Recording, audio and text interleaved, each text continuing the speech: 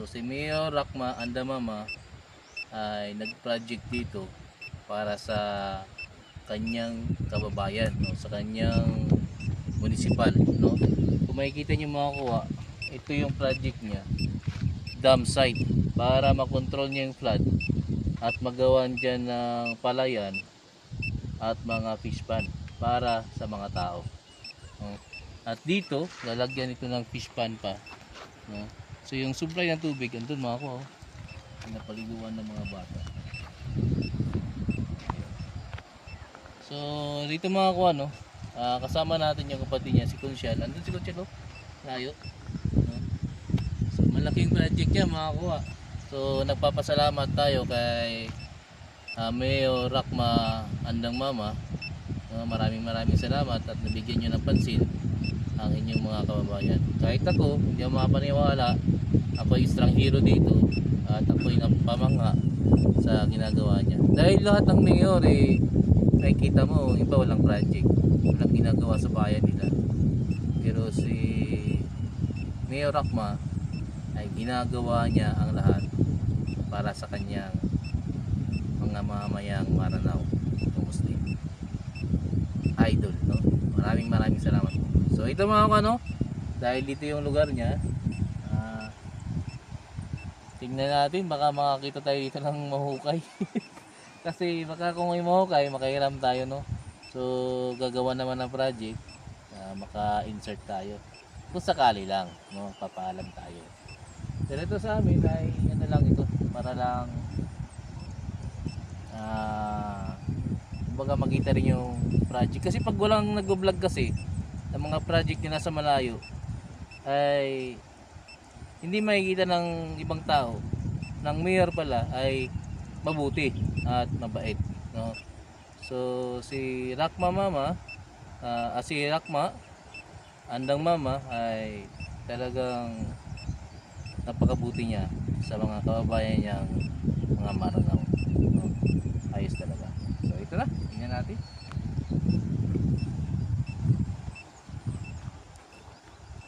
Ganito talaga dito sa bundok mga kuha, no? Para kang, no, mag-ay cowboy lang. Kahit anong suotin, ano lang, okay na.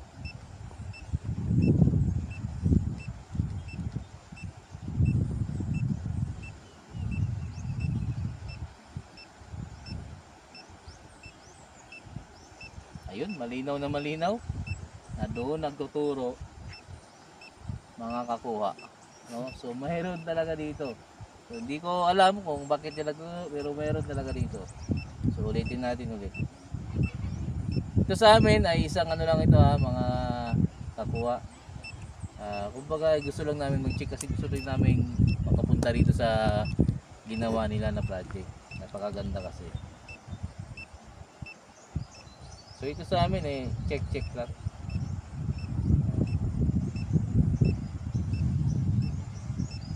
Walang personalan.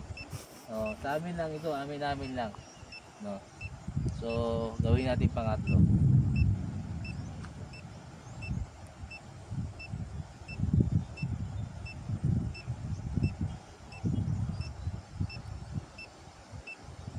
So ayun mga kuano,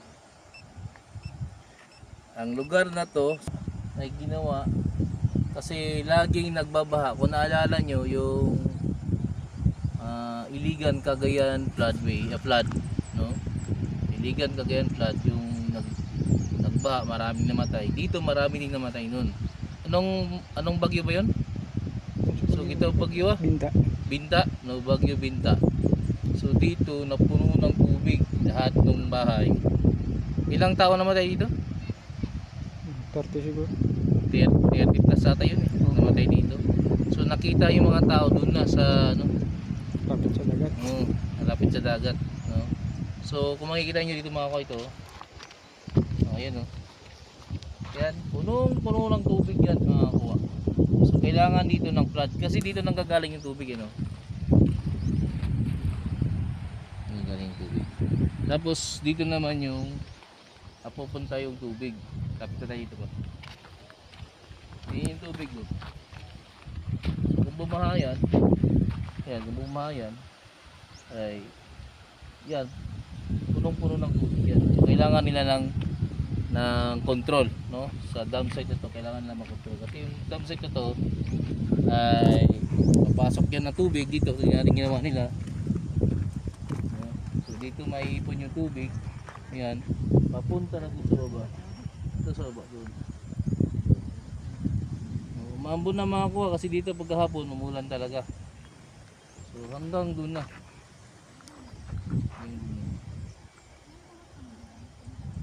So yun mga kuha, ito yung project ng mayor dito at nagpapasalamat ang lahat at magawan sila ng paraan para hindi na bumaha. At nagpapasalamat din kay Konsyal, no, na dinala niya tayo dito kasi mas pag hindi kasi na video o nakita ng maraming tao ay hindi sila maniniwala. So ngayon, kung mapanood nila tayo, lahat ng mga taga Munay ay maniniwala na may ginagawa yung mayor nila. Talagang mabait yung mayor nila. Ayos. So yun mga kuha, no, galing kami doon, itong tinuturo at yung side dito mga kuha, naka-triangle yan mga kuha, yan naka-triangle, may butas sa gitna, tapos may turo siya doon, no? So butas, may turo, C, parang C, naka-triangle dito nakaturo. So yung locator namin, dito rin nakaturo. So pupunta kami sa likod kung babalik-balik ito. Tayo doon. Cut. Dito sa kabila, mayroon ding dalawang sign na yun doon. Lalapitan natin yung mamaya.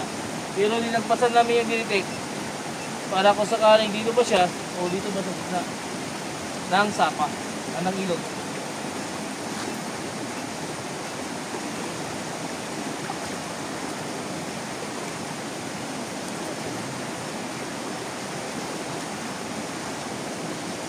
Paradar lang ako siya.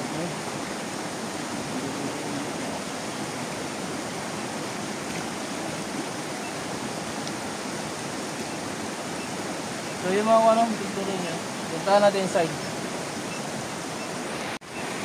Yung mga kong dalawa, bukas ito. Yung dalawang yan. Medyo upuan na patuto. Lapitan natin. Ito yung directional yan. Ito duro.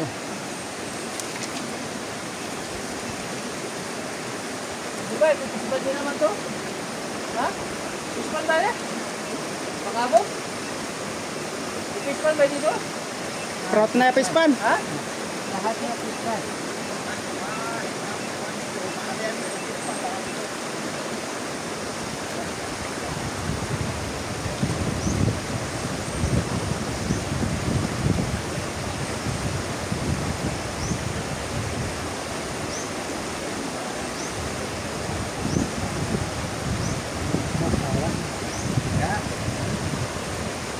Na ng ilog. So yan mga kuha, no, sa gitna ng ilog yung tinuturo ng locator. Pero yung sign magkabilaan dyan at dito. Wala na yan. Yan dito. Malamang marami pang sign to. So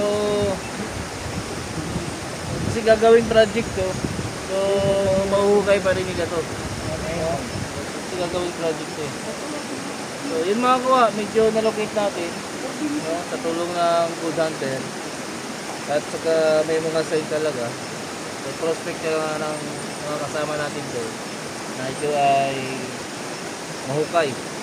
Pero dahil ilog to, nakakagamit sila ng equipment kasi yung mga equipment na nandiyan, no? So balik tayo doon mamaya, tignan natin yung project ni Mayora. Ayos!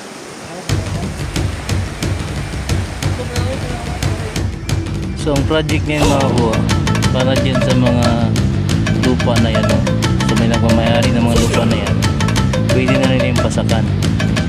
Kasi ang problema dyan mga kuha, pag walang flood, walang control flood, dali masasayang na yung palay nila. So kapag nagawa yun, hindi na masasayang palay nila. So napakalawak ng iniisip ni Mayora para sa kanyang mga ayan. So magkabilaan yan mga kuha, siguro mga 200 hectare ang makayang masakop ng flood control. Galing no?